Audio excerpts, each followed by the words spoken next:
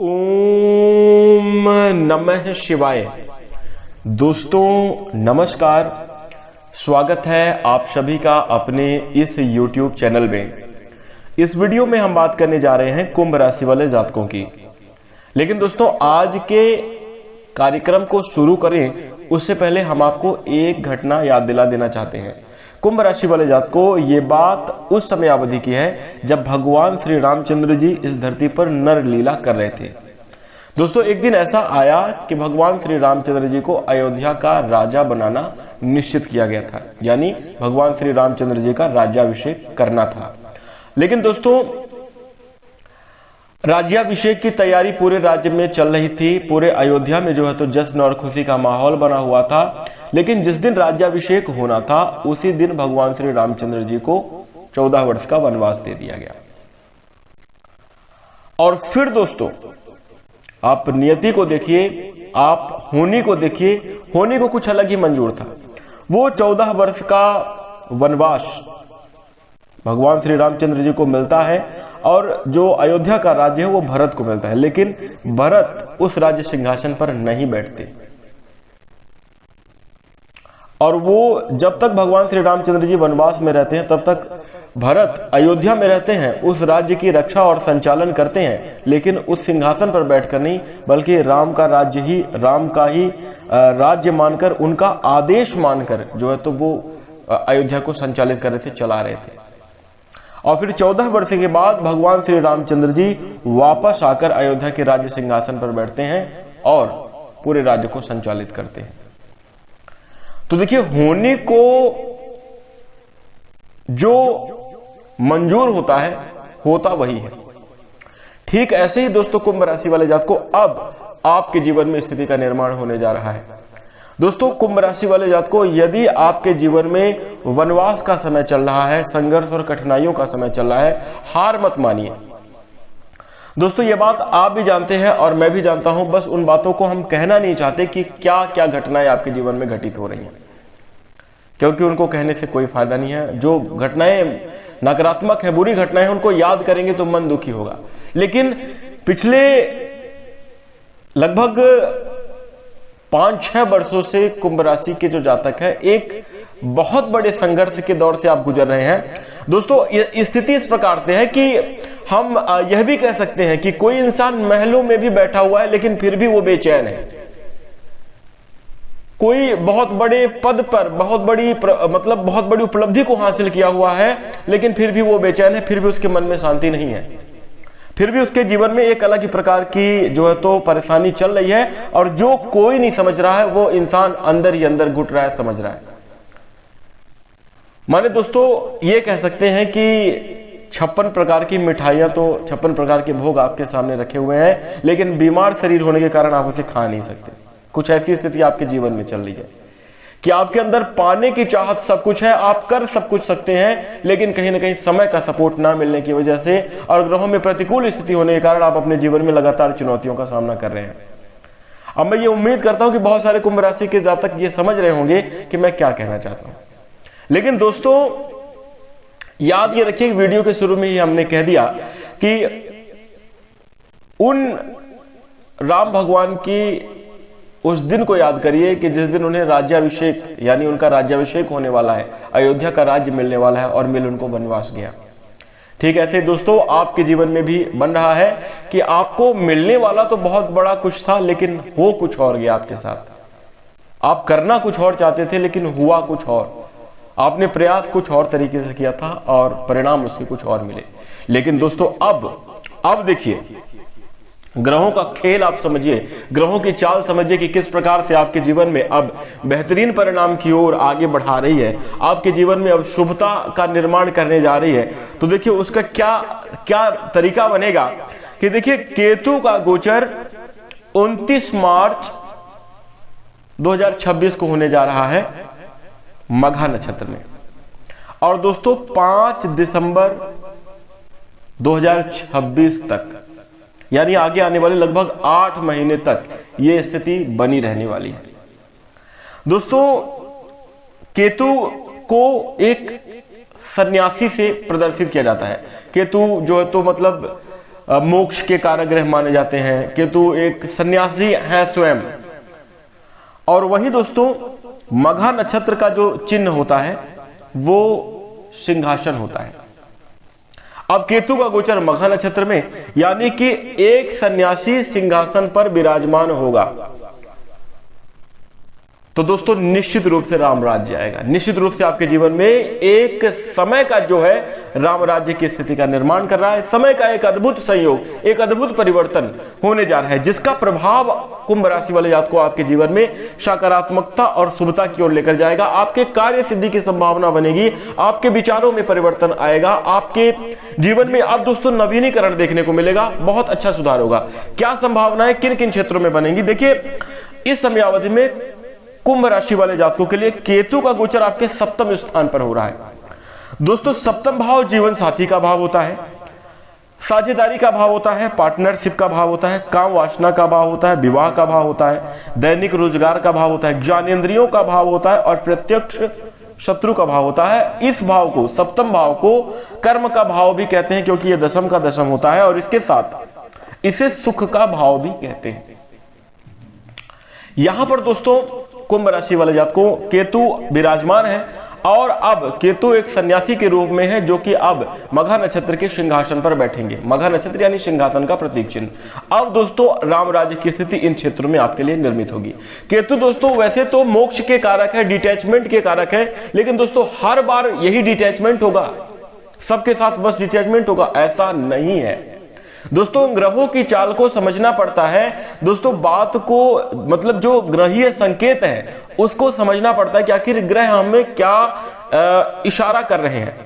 देखिए दोस्तों, हम आपको बता दें कि ज्योतिष के माध्यम से या ग्रहों की चाल को देखकर किसी का भाग्य नहीं बदला जाता, बल्कि ग्रहों की चाल को देखकर हम ये समझते हैं कि आगे आने वाला समय कैसा होगा, और अगर उस हिसाब से हम सावधानी बनाकर चलें, यदि उस हिसाब से हम तैयारी करके चलें, निश्चित रूप से बेहतर परिणाम, अच्छे परिणाम प्राप्त होंगे। यही चीज आज समझने की जरूरत है कि 29 मार्च से 5 दिसंबर 2026 की समयावधि में जब केतु मघा नक्षत्र में रहेंगे, तो ये आगे आने वाले 8 महीने की समयावधि में क्या आपको करना है और कैसे परिणाम आपको प्राप्त होंगे। तो जैसा कि दोस्तों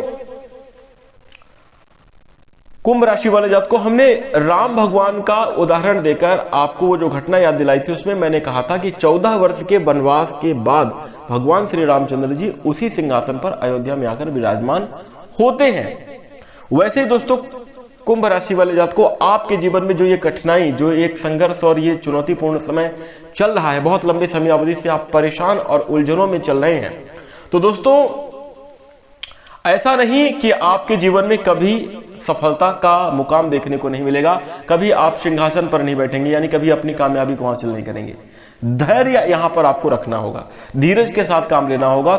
मतलब आपको और एक बात को समझने की आवश्यकता है दोस्तों, कुंभ राशि वाले जात को हम आपको बता दें, राहु जो है वो सांप का मुख है, और मुख जो है एक बार मतलब सांप काटा, जहर लगा, इंसान मर गया, आदमी खत्म, काम तमाम हो जाता है। लेकिन दोस्तों केतु जो है वो पूंछ है, और पूंछ में जकड़कर किसी चीज को मारता है। केतु को जकड़न से मतलब सांप के पूंछ की संज्ञा दी जाती है, और पूंछ के माध्यम से सांप जो है किसी चीज को जकड़ के रखता है।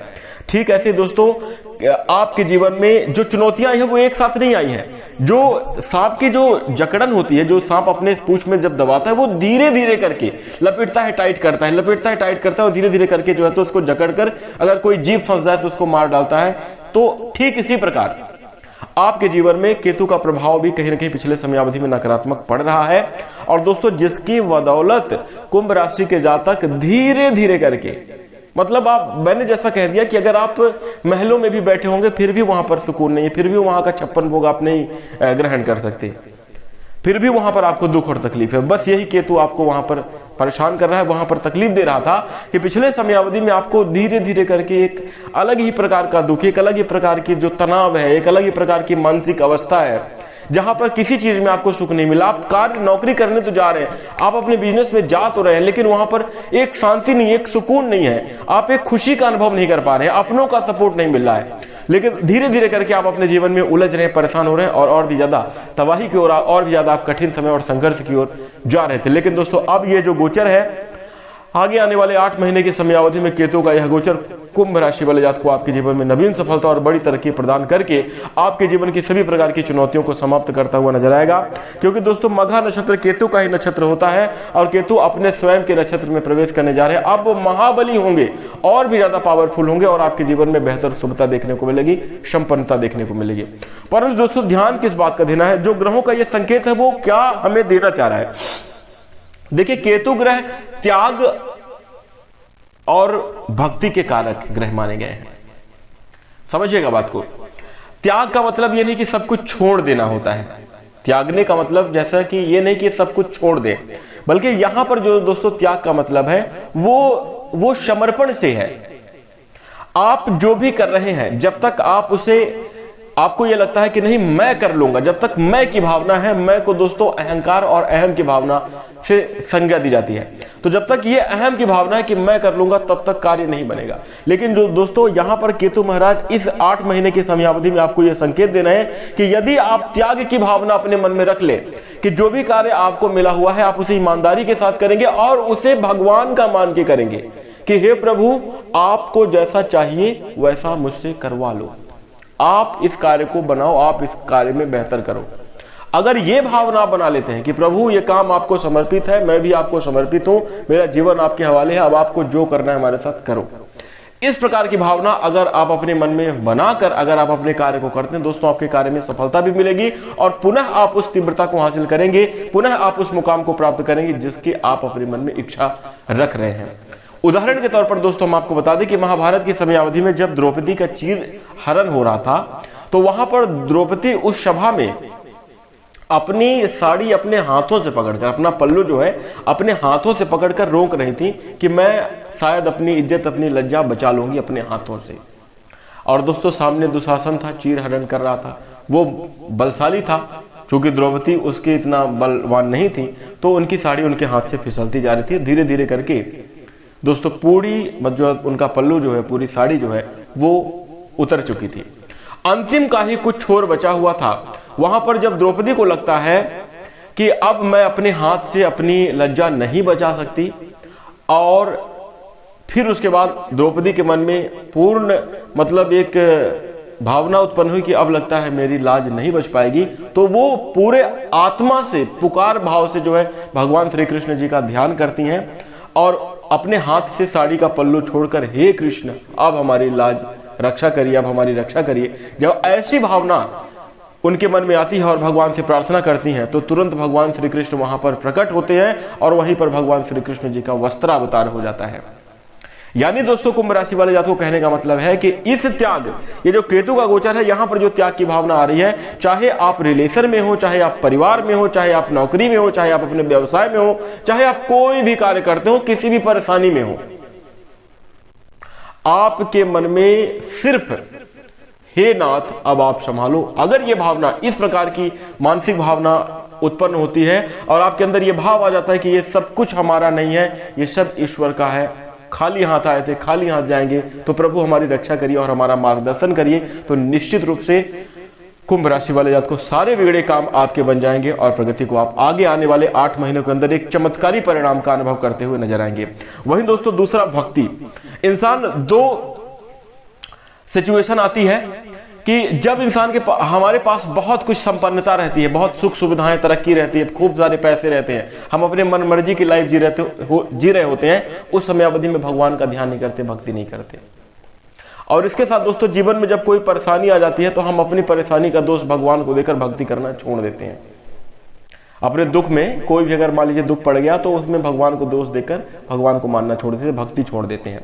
और अगर ऐसी भावना जब हमारे मन में आती है, जब हम धर्म से भक्ति से अगर विमुख हो जाते हैं तो हमारे द्वारा गलत कार्य होने लगते हैं, हम बिल्कुल नासमझी भरा कार्य करने लगते हैं और दोस्तों फिर उसका परिणाम नकारात्मक होने लगता है।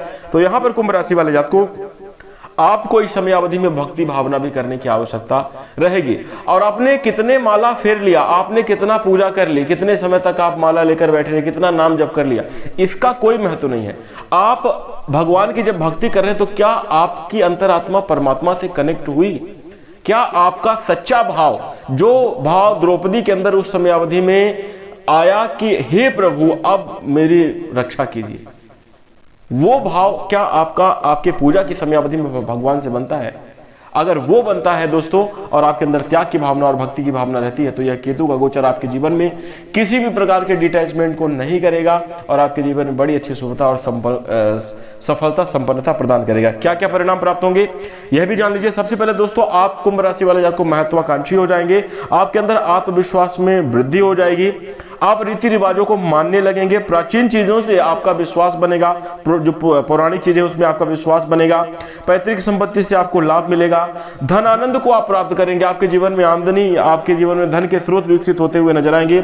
सप्तम भाव में केतु महाराज बैठकर आपके जीवन साथी के साथ भी तालमेल को मधुर करेंगे, आपके दैनिक रोजगार में वृद्धि होगी, आप अपनी वाचनात्मक क्रियाओं को भी कंट्रोल करते हुए आपको जरूर यहां पर कंट्रोल करने का प्रयास करना चाहिए, आपके लिए बेहतरीन स्थितियों का निर्माण करेगा, विवाह आदि के प्रस्ताव आपके जीवन में बनेंगे, संतान सुख की प्राप्ति होगी। और वहीं दोस्तों, कुंभ राशि वाले जातक को आपके कर्म क्षेत्र में भी काफी अच्छा सुधार और बड़ी तरह की सफलता की प्राप्ति के योग बनेंगे। परंतु ये सब शुभ परिणाम, ये सब अच्छे परिणाम आप तभी प्राप्त कर पाएंगे जब आप हमारी वीडियो में बताई गई जानकारी को ध्यान रखते हैं, उनको अपने मन में जो है तो बिठा कर चलते हैं, बेहतरीन परिणाम को प्राप्त करेंगे। इसी के साथ दोस्तों, अब कुंभ राशि वाले जातक को मैं ये आशा करता हूं कि आपको यह जानकारी बिल्कुल पसंद आई होगी, और आपको जानकारी अच्छी लगे वीडियो को एक लाइक करिएगा। चैनल से जुड़ने के लिए, हमें अपना प्यार और स्नेह प्रदान करने के लिए चैनल को सब्सक्राइब कर लें। आगामी समयावधि में इस प्रकार की जानकारी को प्राप्त करने के लिए नोटिफिकेशन बेल को ऑल पर जरूर सेलेक्ट कर लीजिएगा। इसी के साथ अब हम अपनी वाणी को विराम देंगे। नमस्कार, जय श्री राम, धन्यवाद।